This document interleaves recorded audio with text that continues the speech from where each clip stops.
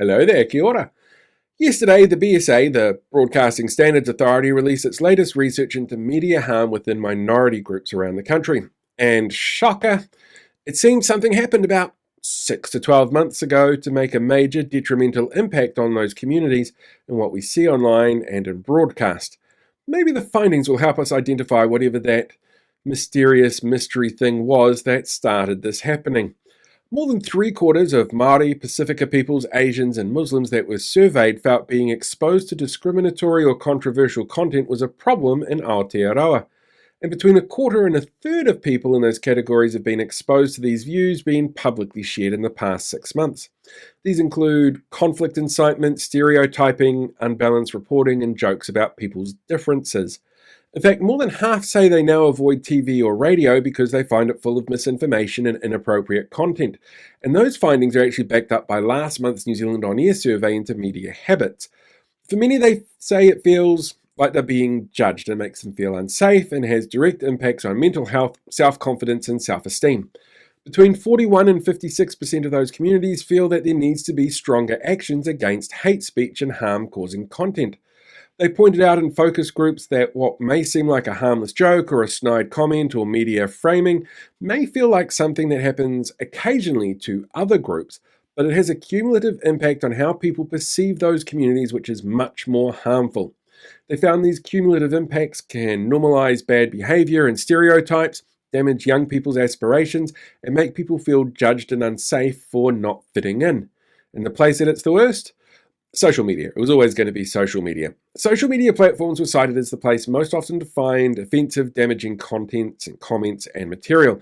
In fact, the report highlights how anti-Māori sentiment in particular and racist comments have surged in the last 6 months and led to a surge of complaints to the BSA about mainstream media moderation.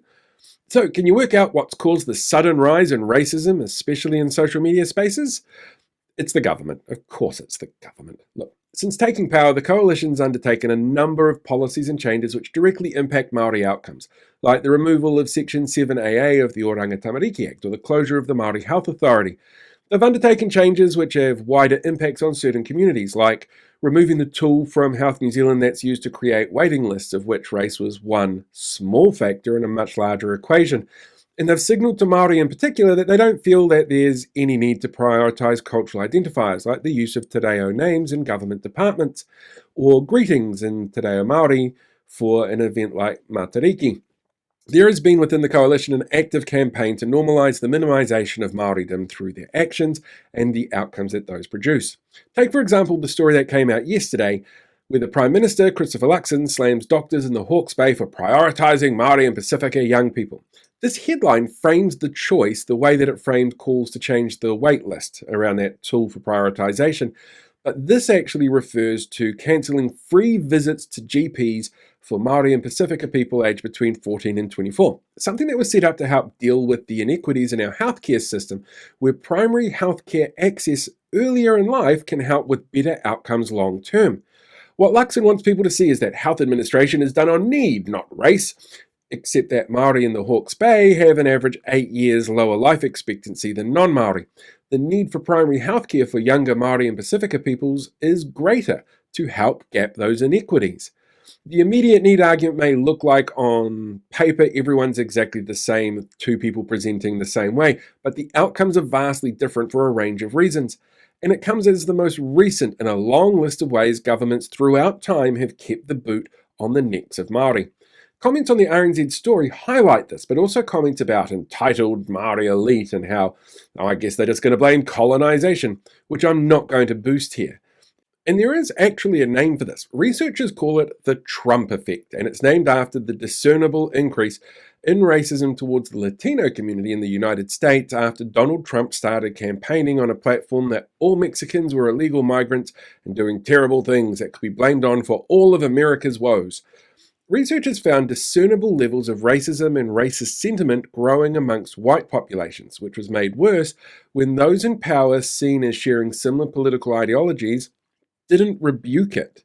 So what we have now is a coalition of conservative parties here ranging from the centre-right to the far-right with elements of the alt-right sprinkled in, all working to minimising communities in this country because, well, they can. But because they're in power, media is framed around those parties' talking points, because no one in the party's been brave enough to speak out against the changes or stand up for those communities.